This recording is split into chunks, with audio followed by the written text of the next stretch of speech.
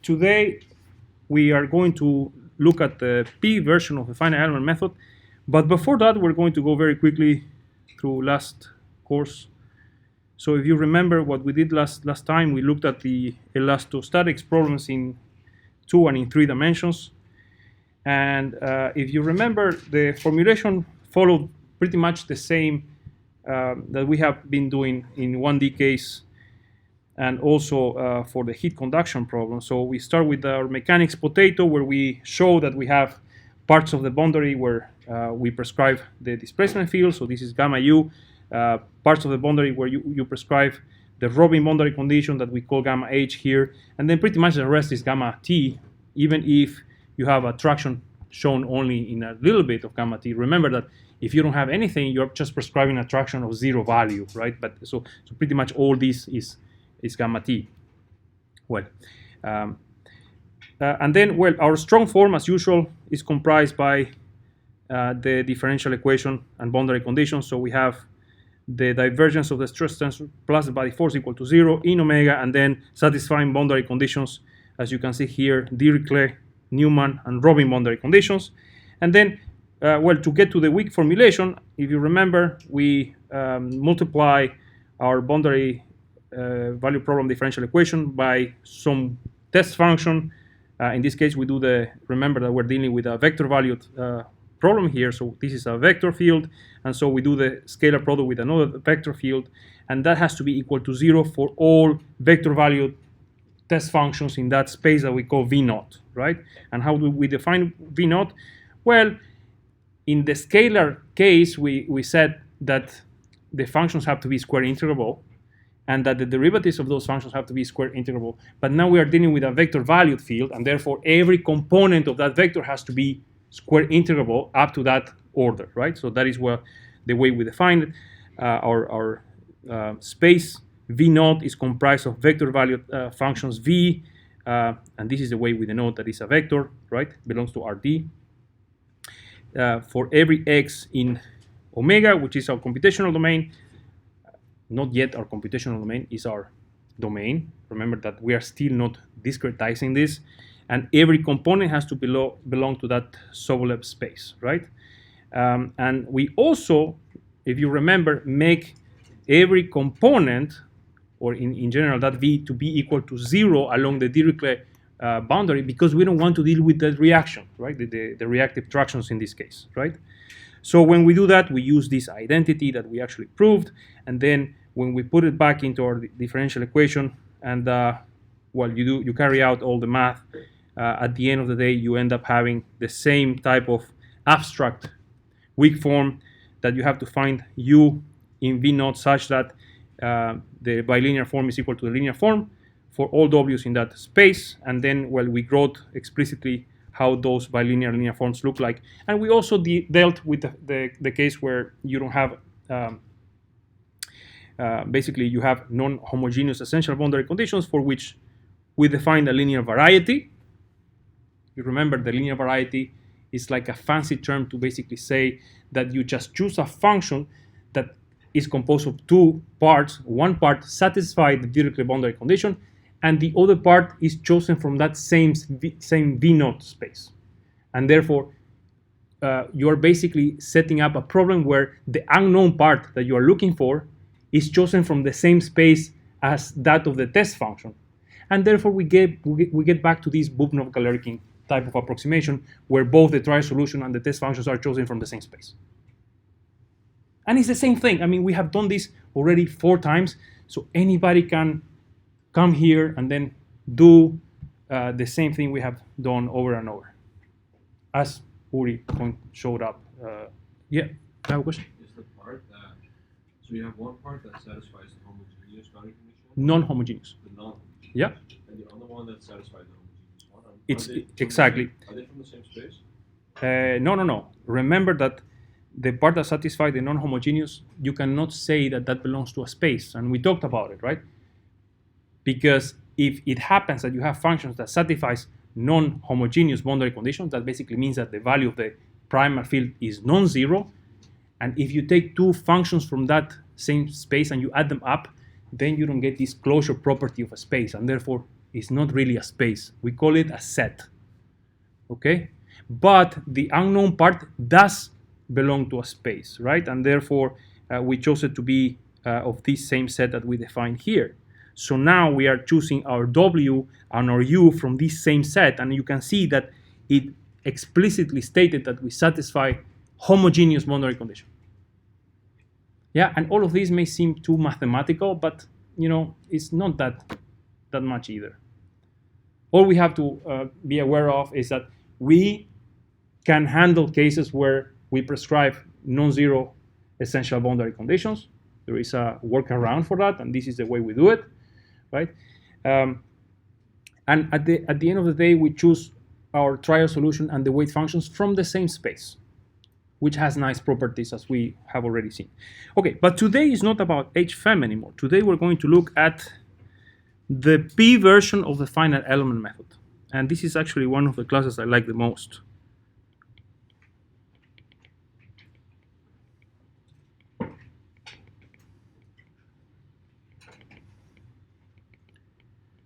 Yeah, and if you remember, we discussed that, of course, there are one way to improve on the approximation is to reduce the size of the elements, right?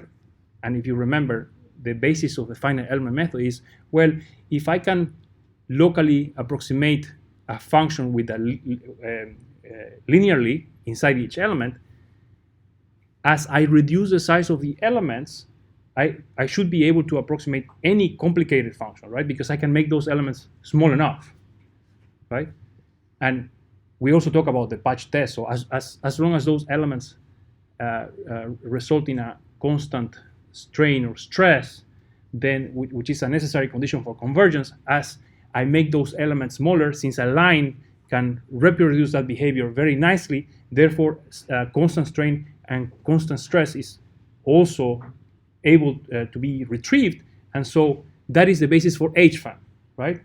Now we also talked slightly about p-FEM. So an alternative view to improve on the approximation is, well, we keep all our elements of the same size, and we can increase the polynomial interpolation order, right? And because I'm doing that, I'm also able to reproduce very complex nonlinear behavior.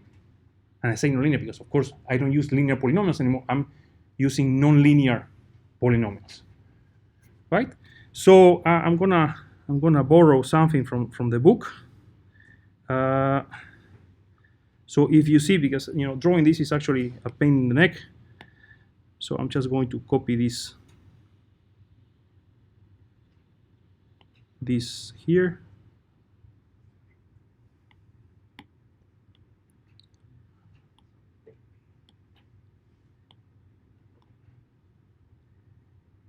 Okay, it's not allowing me to do something, so I'm gonna just bring this here.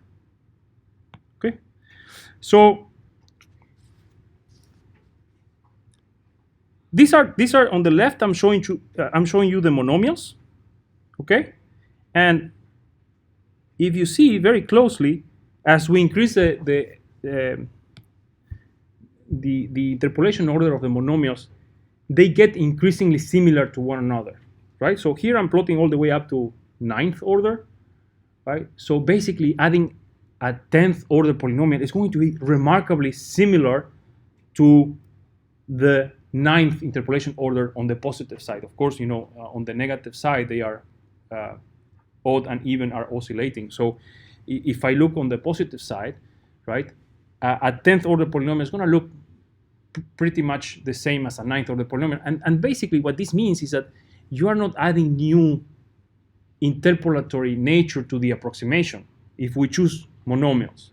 So of course the obvious solution to that is to choose something that is orthogonal. So if we use orthogonal polynomials, as you see on the right, every single time you increase the polynomial approximation order, then you are really adding something new.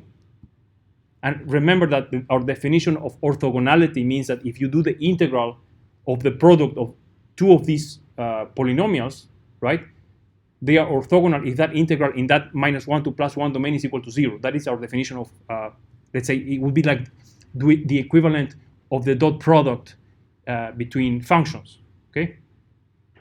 So you take two vectors, you do the dot product, they are orthogonal when the dot product is equal to 0, right?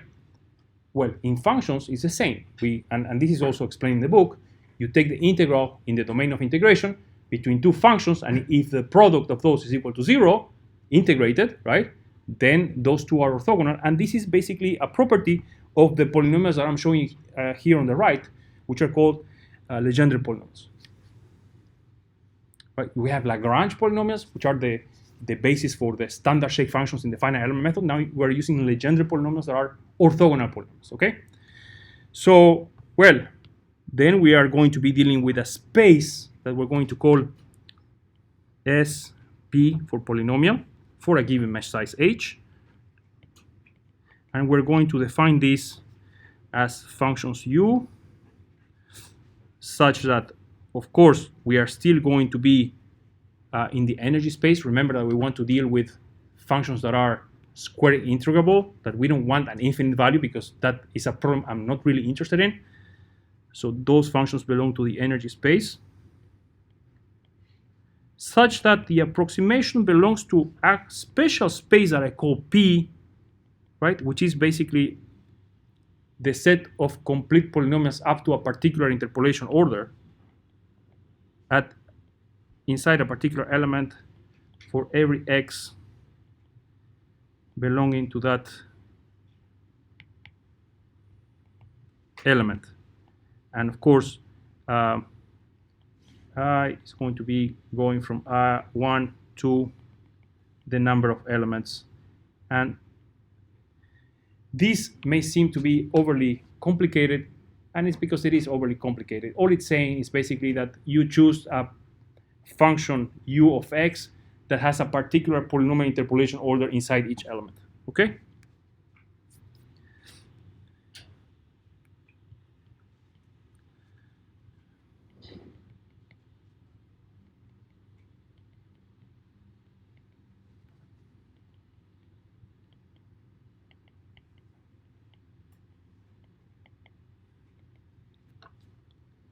Less than or equal, actually.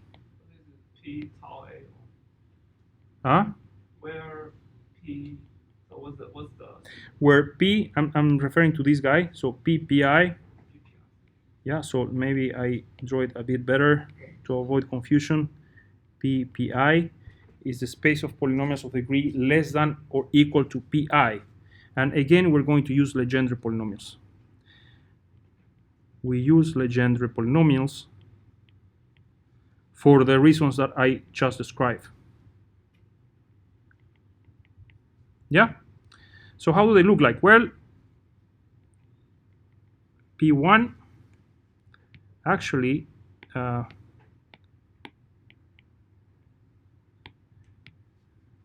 let me just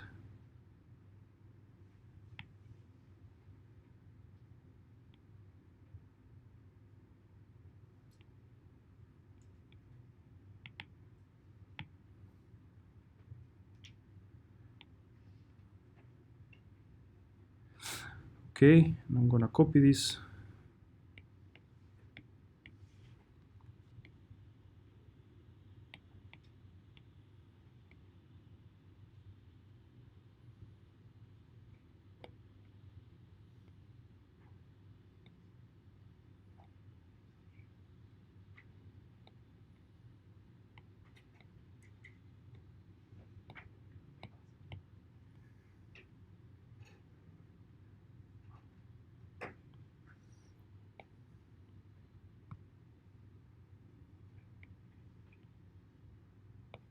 Okay.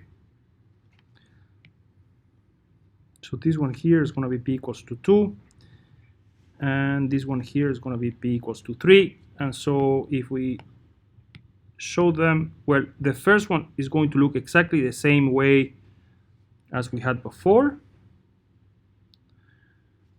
So if you remember, this function here was phi1 equal to 1 minus c divided by 2. This is phi2 is equal to 1 plus c divided by 2.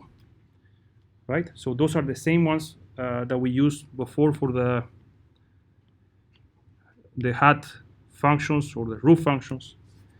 And then we're going to have, for p equals 2, we have a quadratic shape that looks something like this. And of course, I'm not very good at doing this. And then we are going to have a cubic shape that looks like this. So this is phi3. And we are going to call this phi2 hat. And you will see in a minute why.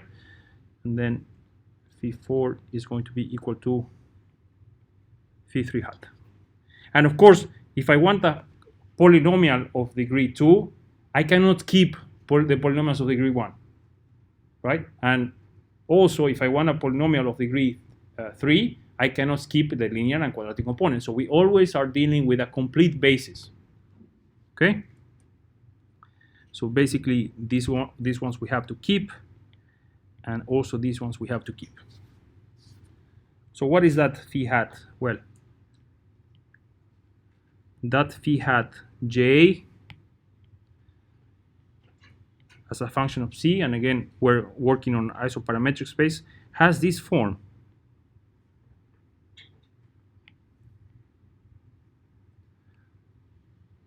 J minus 1 divided by 2, and then is the integral between minus 1 and c of the Legendre polynomial. Yeah, that is the shape it has. And well, we do this because I'll explain in a minute why we do this. And let me simplify that, because there is a nicer way to compute that expression, that phi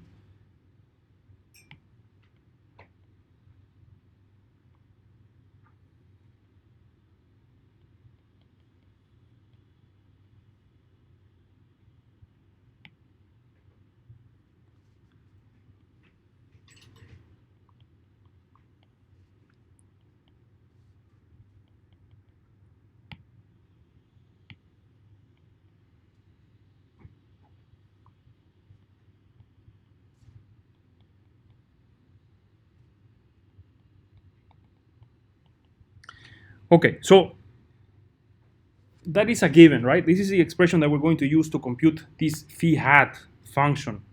And the idea why it looks like that, it's very simple. There are two things that are important here. First of all, if you see the way we compute this function is basically relying on something that you have already computed before, right? So it uses the Legendre polynomial of that particular j value, right?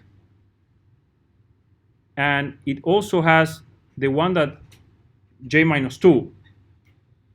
So this is very nice, because if you say you want to compute a polynomial order of 10, that basically means that you don't need to evaluate the whole polynomial interpolation order at 10, but you can actually reuse the one for 1, 2, 3, 4, 5, 6, and so on.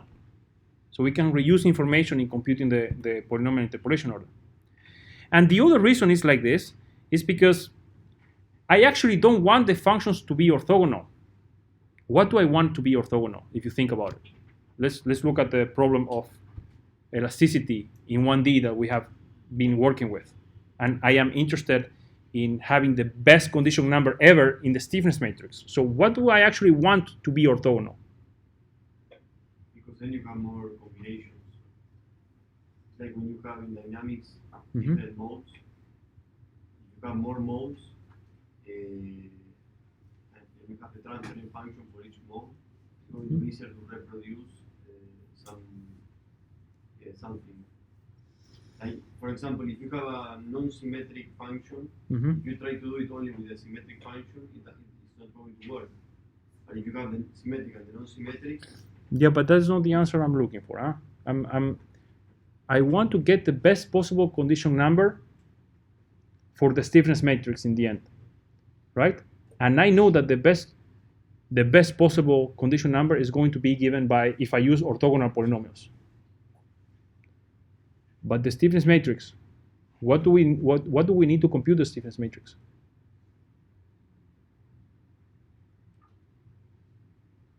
The functions themselves? no, the derivative. The derivatives. And therefore,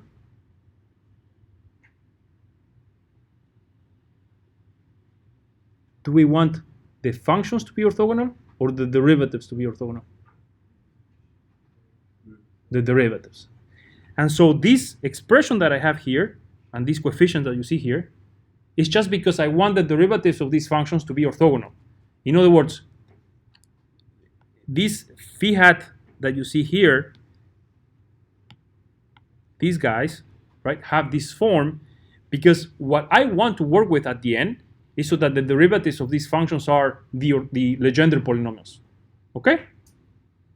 And this has really nice properties, right? So actually,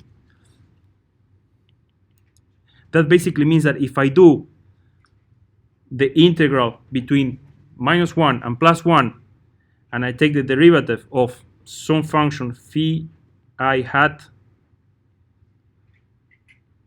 multiplied by, let's call this phi j hat, this is equal to what if they are orthogonal? If the derivatives are orthogonal?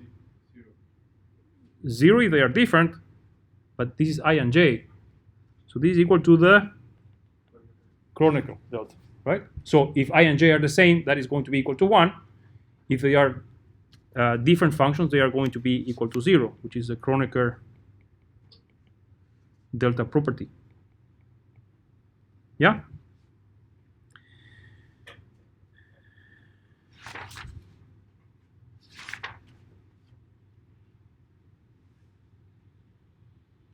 Okay, so let me summarize all of this.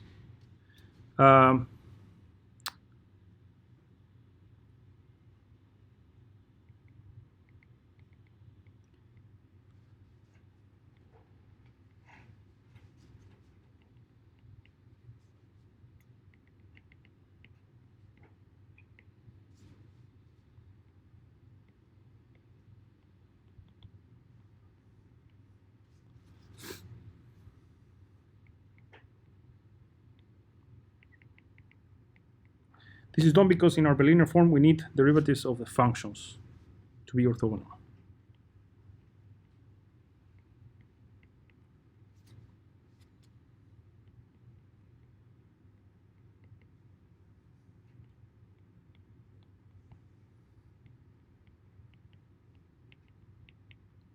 Okay, well, a couple of advantages of this formulation, as we pointed out,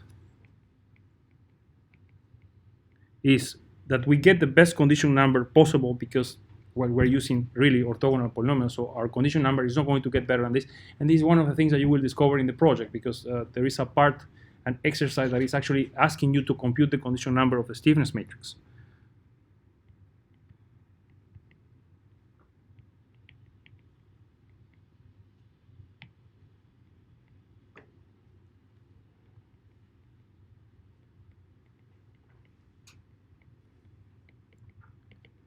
And as we also discussed, the other advantage is that we can reuse the computations that we have already done. So if we want a high order polynomial, we can reuse all the polynomials, the Legendre polynomials we computed up to that. And actually, since we're always going to be using an isoparametric mapping, the Gauss points are never going to change, right? That is very nice because actually we can cache. You know, in computer science, you have this concept that you can cache information, so you can actually not reevaluate those computations, but you can retrieve them from, let's say, a dictionary or a data structure where you actually already computed and you stored the results, so you can get them back from there, right? Because the Gauss points are always going to be the same, and then you can increase the efficiency of your code this way. Okay, so one of the nice tricks that you can do.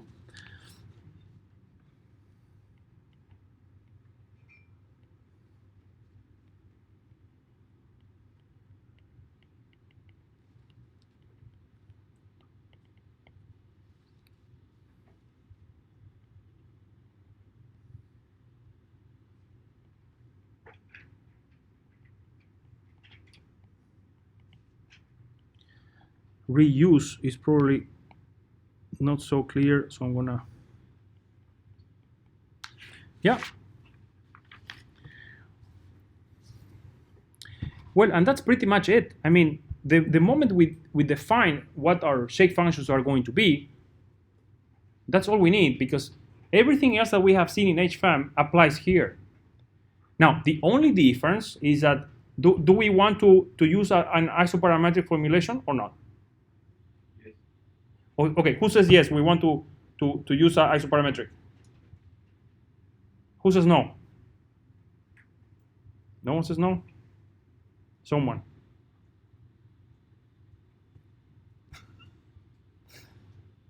Well, the right answer is no, you don't want to use an isoparametric formulation. But who can tell me why? Because it being non-linear. Yeah. Non-linear, if you go into the geometry. Yeah. Does it make sense to have a nonlinear geometry? Particularly in 1D. Does it make sense? So remember, isoparametric means the primal field and the geometry are approximated with the same function, the same shape functions. The question I have for you, I know it makes a lot of sense to increase the polynomial interpolation order for the primary field, but does it make sense for the geometry?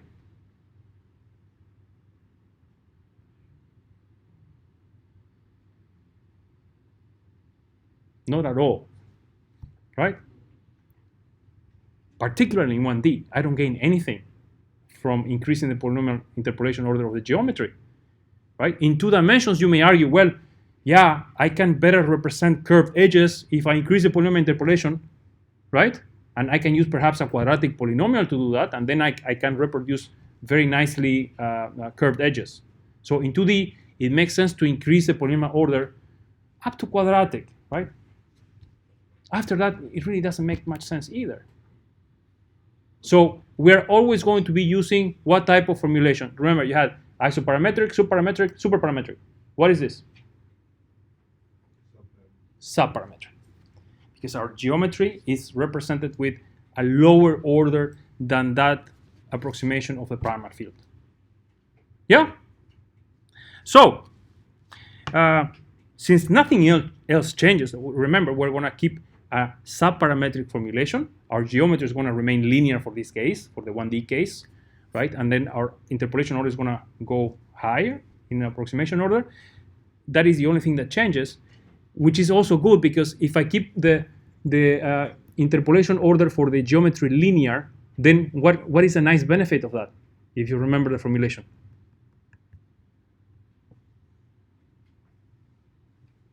What was it? So if I keep the geometry linear, what is an added benefit of that?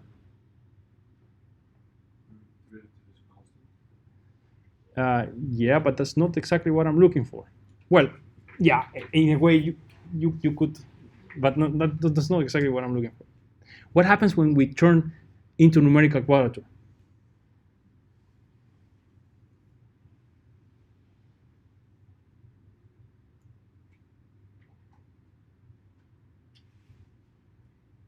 We need less points. Yes, but why? So if you remember the expression for the stiffness matrix, the derivatives are a function of x, but the shape functions are a function of c. So I have to do d phi dip c dx, right, which is 1 over the Jacobian. And the same for the second term, d phi dip c dx, which is 1 over the Jacobian, and I multiply that times the Jacobian, right? So I have, if you remember that first, when we did this isoparametric formulation, then you have 1 over the Jacobian. Remember? Now, if the Jacobian is constant, that term is constant. We don't need to worry about it. If it is not constant, then we no longer have a polynomial. What do we have? Everybody's looking at me strange, like you guys have no clue what I'm talking about, so I'm going to go all the way back, okay, so that you remember.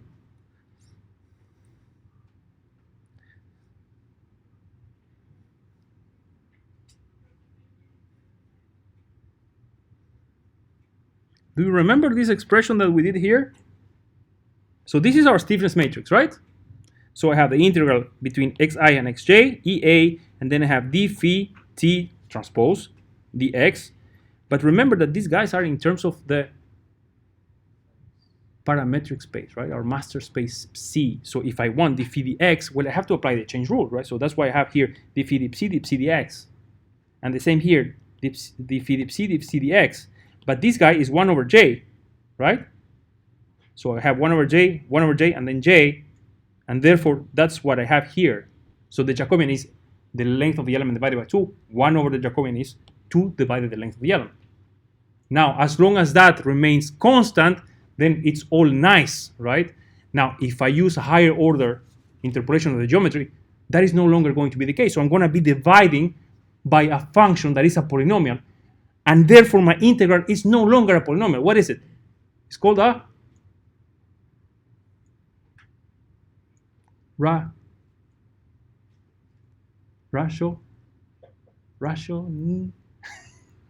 rational function, okay? And therefore, we have problems integrating because now we need way more Gauss points, which is what you intuitively meant, right? Okay, back to our formulation. Yeah? So all we're going to do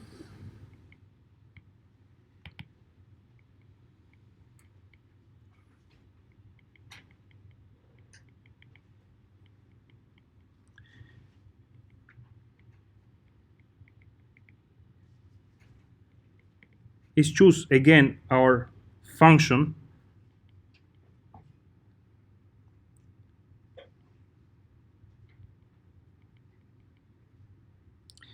let's just do it the same way we did it before. Phi I, ui, and again this is phi u. And just so you remember, before in p-FEM we had a vector that had only 2 shake functions. Well, now we have many more shake functions, right? So if we have a quadratic interpolation, how many shake functions we have? 3. If we have a cubic interpolation, and if we have a kinetic interpolation, 6.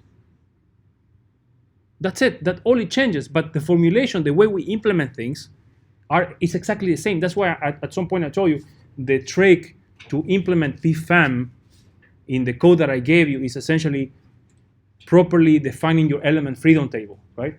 That's all you have to do because everything else doesn't change. Okay? And this is as before, as we did it before. Okay.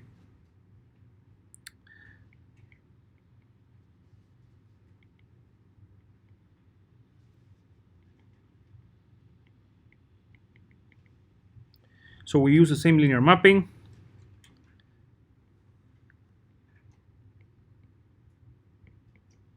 So we discussed this. This is what we have, a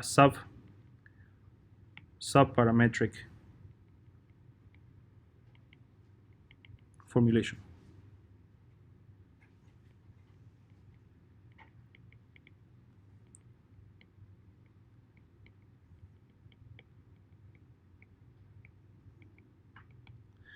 Okay.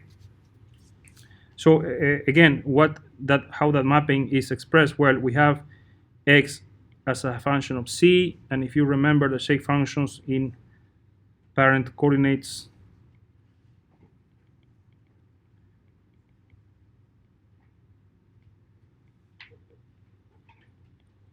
yeah, and then tip c dx is equal to le divided by 2.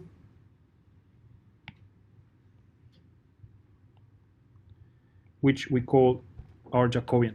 Okay, so we're going to really quickly look at one example of how this works, because I want you to pay special attention about what happened with the physical significance of the degrees of freedom that now we're working with p-FEM. Okay, you will see that we no longer have the nice properties of h-FEM,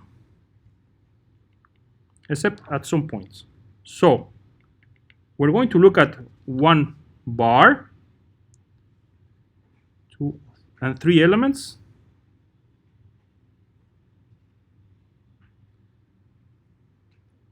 And then we're going to say, well, I want p to be equal to 1 here, p is going to be p equal 2 here, and p equals going to be 3 here. Can I do this? Yes. Yes. And why can we do this? Well, because particularly in the one-dimensional case, if you look at the shake functions we're going to be using, right, you see that the quadratic polynomial and the cubic polynomial, their values are equal to 0 at the ends. So we can do this, right? Otherwise, we would have an issue, right? We would have a non-conforming interpolation that is going to show a jump at nodes, and we don't want that, right? We want a continuous interpolant, right? But for this particular case, we can do it. In fact, in 2D and in 3D, you can also do that. You can also assign a particular polynomial interpolation to one element and a different to other one, as long as you are consistent in the type of interpolation that you want along an edge. It's a little bit more complicated in higher dimensions, but it can be done. You can adaptively change the polynomial interpolation in different parts of the meshes, which is actually, as we discussed at some point, very hard to do in h-FEM, because you have what we call, who remembers this? Huh? So if you're trying to mix a quadrangular, a linear, or a bilinear quadrangle with a Q8 or Q9 element, Not matching nodes. yeah, then you have these hanging nodes, we call them in finite element methods, hanging nodes.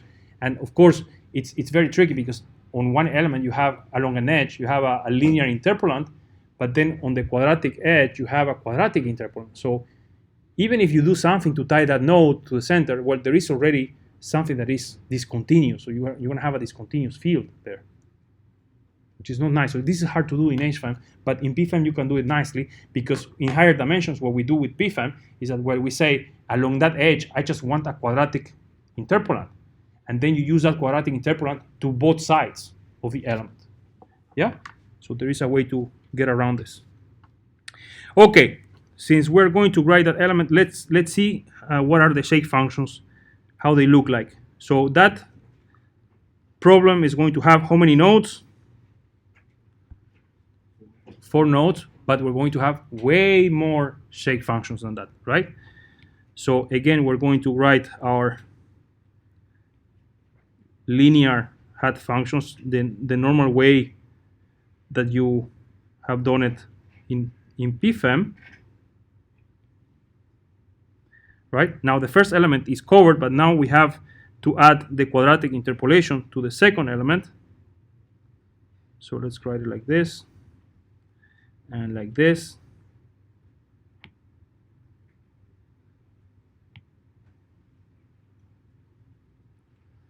And then the last one is going to have a cubic polynomial, so I'm going to do this. Yeah, and now let's assign, well, this first function here, this one is going to be my phi1. This function here is going to be phi2, phi3, phi4, and then I'm going to name, how do I do this? This one here, and this one here,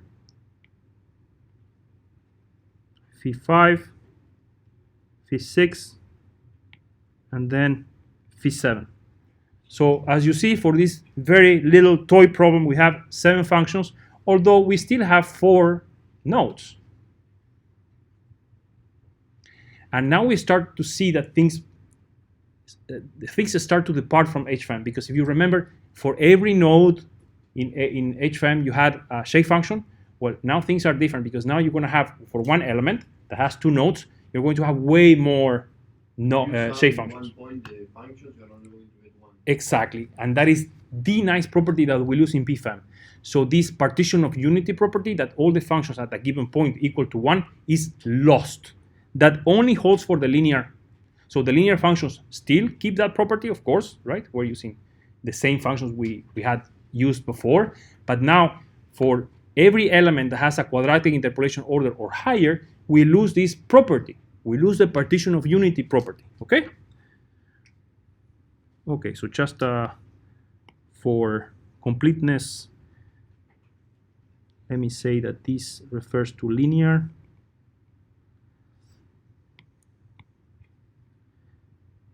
And this to quadratic.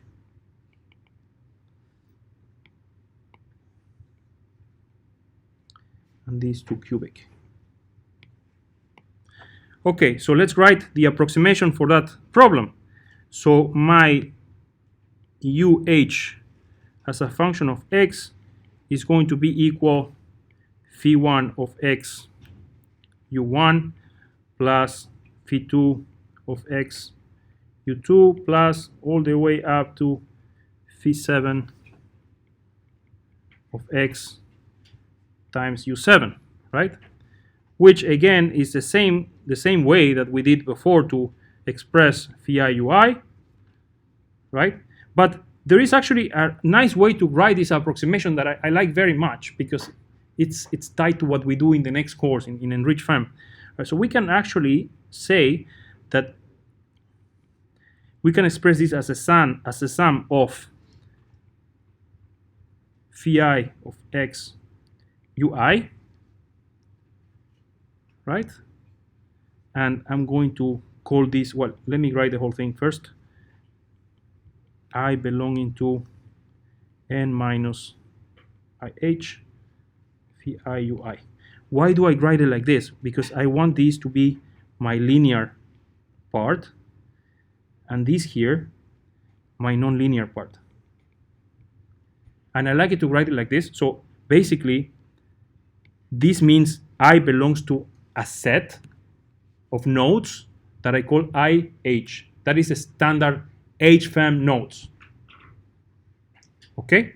So this term is the ones that you see here in green. So this is my linear term. And then everything else goes to a non-linear term. And I like to write it like this because what we're actually doing here is we're enriching already the solution with non-linear polynomials. Right? So it's one way to think about the enriched FEM, right? Okay, if I take my linear approximation as the basis, and now I want to improve it, well, I could enrich the approximation with something that is non-linear, right? And that is that second term. So quadratic cubic polynomials are going to be in that term. Yeah? I actually like to see it like that, because the finite element method is understood today as essentially linear polynomials. Although you could argue that in finite element software, people in the industry, they also get to quadratic interpolations, right?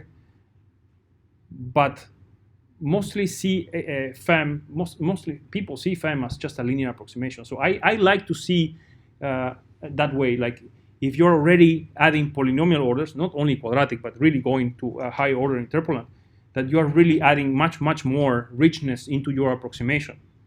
So in that sense, it is already for me an enriched type of approximation. Okay?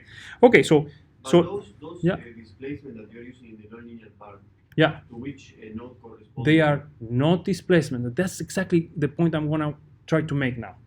We're gonna see what those are representing. Because now we have what we call generalized degrees of freedom. We don't have that the degree of freedom represents the displacement anymore, except at some points, and that's what I'm going to do now. Yeah? Okay, so, well, say we want to evaluate the field at this node here, phi2. Well, how do we do that?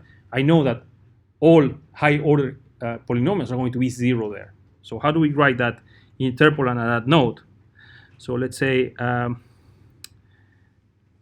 at node 2. Well, we write UH at x2. x2 is basically the same as saying the x coordinate evaluated at that node location, right? It's a way we simplify the notation. It's essentially phi2 evaluated at that location multiplied by u2, but we know, of course, because we're using the same shape function, the root function, we know that this term here evaluates to 1, and therefore is equal to u2. And as you can see already, the degrees of freedom that are associated with linear functions retain that physical interpretation of the primal field evaluated at that location. Okay? So the linear ones retain that property, the nice property of h-FEM. So in other words, dov has the same meaning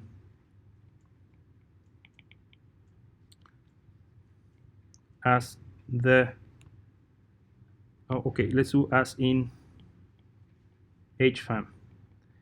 And by that I mean, well, if you're working with the elasticity problem, it's going to be the displacement at that location. if you're working with a heat conduction problem, it's going to be the temperature of that location, right? But those are retaining the physical meaning. Okay, well, let's see what happens if I choose a node here in the middle, right, of that element. And I want to evaluate that. Well, let's say middle of element 3, let's say, right? So what is the approximation? Well, UH evaluated at the average between x3 plus x4 divided by 2. So that is the center point of that element. Is going to be equal to, well, let's see what are the functions, right? So I have phi3, I have phi4, phi6, and phi7. So I have linear, I have the quadratic, and I have the cubic. All functions are going to contribute to the displacement at that location, right? So let's call this just to simplify the notation, let's call this x prime. And so this is going to be equal to, again, phi3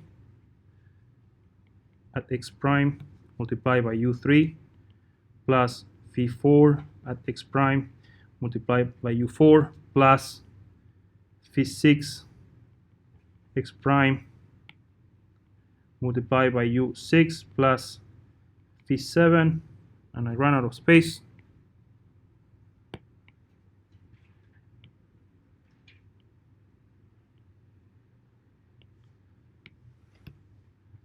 X prime u7, okay? Well, if I'm exactly at the middle, I know that the shape functions, the linear shape functions, are equal to what? The value of the shape function, the linear shape functions. 1.5. 1/2, yeah. So I know that this is going to be equal to 1/2. This one is also going to be equal to 1/2. And it just happens that I chose the middle, and therefore the cubic polynomial has what value there?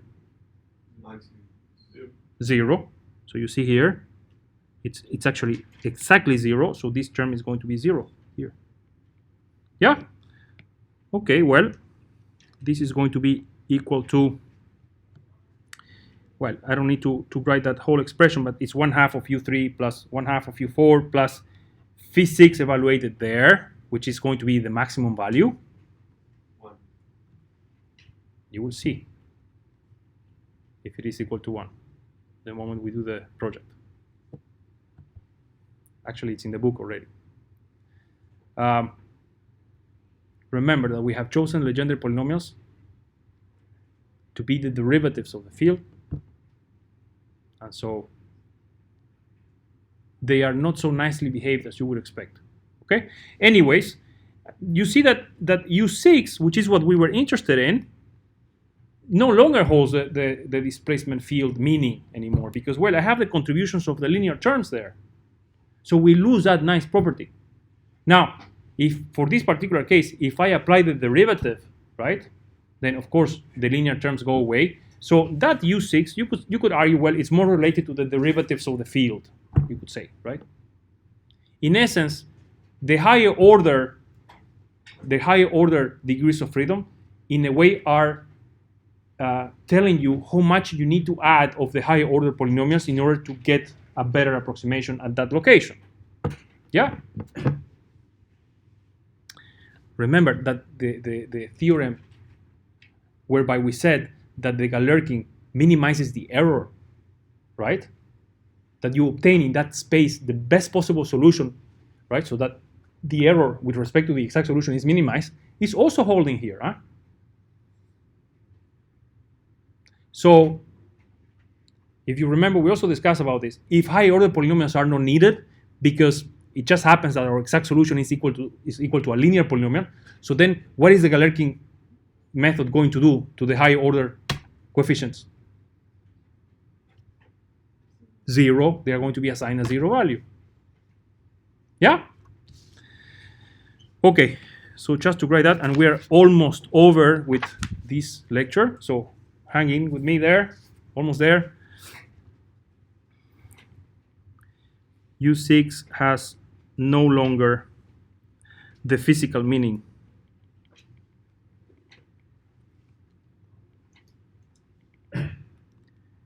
of the primal field value. Yeah? And when we said that also, if you take the second derivative, for instance here, is going to be u6, the second derivative phi6 evaluated at x prime dx squared. And so you may say, well, that the value of that coefficient is more related to higher order derivatives. But this is, yeah, I would take this with a grain of salt, because, of course, at that particular location, the cubic polynomial, remember, vanished, right? So for this particular case, you could argue, yeah, it's more related to the higher order derivatives.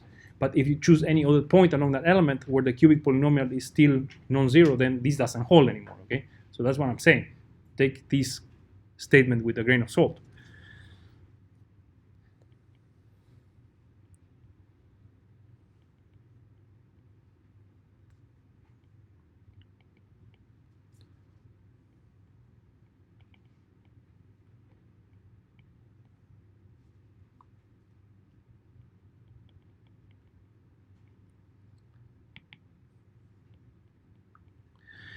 Okay, well, and nothing else changes. Remember, now that we have adopted the same type of approximation, we write it actually the same way.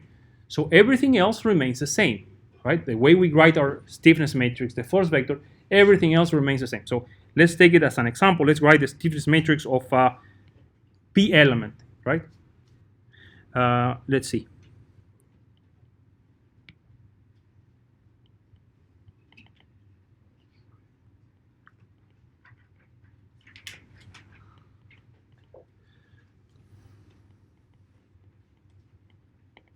Okay, so someone remembers how this is written?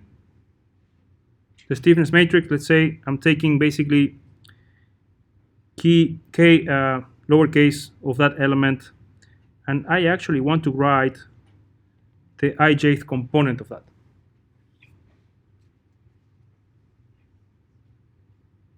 Who remembers?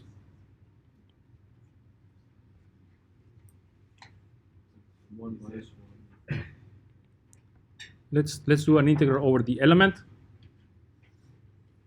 B transpose. Yeah, B transpose, but we are not using that notation in 1D yet.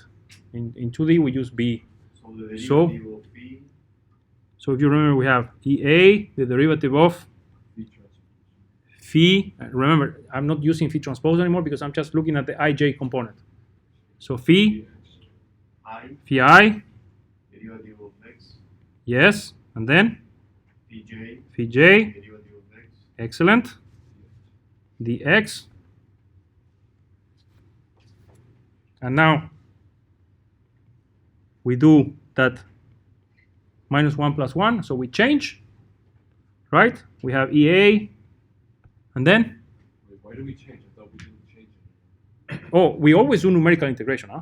No, but with like the isoparametric mapping, I thought we didn't do that. We don't change the order of the geometry mapping, but we are always going to use, always going to evaluate our integrals in the minus 1 plus 1 domain. It's no longer called isoparametric, it's called subparametric, but we always want to do integration on the minus 1 and 1. So what it changes is the way you calculate the Jacobian, right? Yeah, exactly. So that is what doesn't change the way we compute the Jacobian, because our geometry is approximated linearly, right? And therefore, the Jacobian doesn't change. But remember that all our quadrature rules are defined between minus 1 and 1. Yeah, you could say, well, let's not do that, right? And let's just write special quadrature rules for elements in any between xi and xj, right? But why would you do that if you can always write your integrals in between minus 1 and 1? Yeah, so when we do that, okay, well, we have d phi. So who can tell me? What do we have here? D phi, D psi, derivative d phi d psi, I, d phi, yeah, d phi I d psi, D phi dx, deep C Yeah, that one. dx, and then The same but with J. exactly.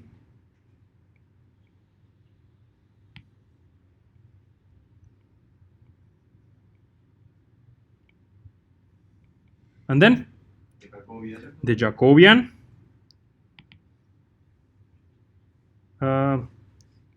And then deep psi, right? And well, if you remember, this was the length of the element divided by 2, and these two here are 1 over j, which is 2 divided by the length of the element. Okay? And so this whole thing is going to, just because nicely our Jacobian remains constant, right? We don't need to do any fancy integral, right? We are still integrating a polynomial of a particular order, and we're going to talk a little bit about that now, right? So this is going to be equal to 2 divided by the length of the element, and then you have the same stuff that we have written over and over. So now we have a sum of Gauss points, and then, well, we have to evaluate EA, of course, at the location of the Gauss point. I am assuming here that this is going to be constant in the element. Doesn't have to be the case. We can have a varying area, right, or stiffness along the element, right? So let's do it like this, and then you have d phi I deep C evaluated at that coordinate, and then the same thing with phi j evaluated at that coordinate. And then, well, I'm missing something here, and it's my weight. And that's all there is to it. And by the way, the expression that we had before for h-FEM, here I just wrote it in terms of just a component, just to give you a different flavor. But it is exactly the same equation that we wrote before. So we can still use the phi transpose phi, right? So d phi transpose dx, d phi dx as a vector as well. Now there is a question for you guys. So now we're dealing with a 10th order polynomial. Yeah? So, well, how many Gauss points do we need? 2n minus 1 Gauss points. So n Gauss points integrate exactly a polynomial order 2n minus 1. So I have a 10th order polynomial. 6 points. Yeah? So now you have to be very careful, because in the project, when you go to p-FEM, you have to think very carefully about how many Gauss points we need to integrate something. Okay, now let me ask you something. Do we really need 6 Gauss points here? Look at the expression of the stiffness matrix.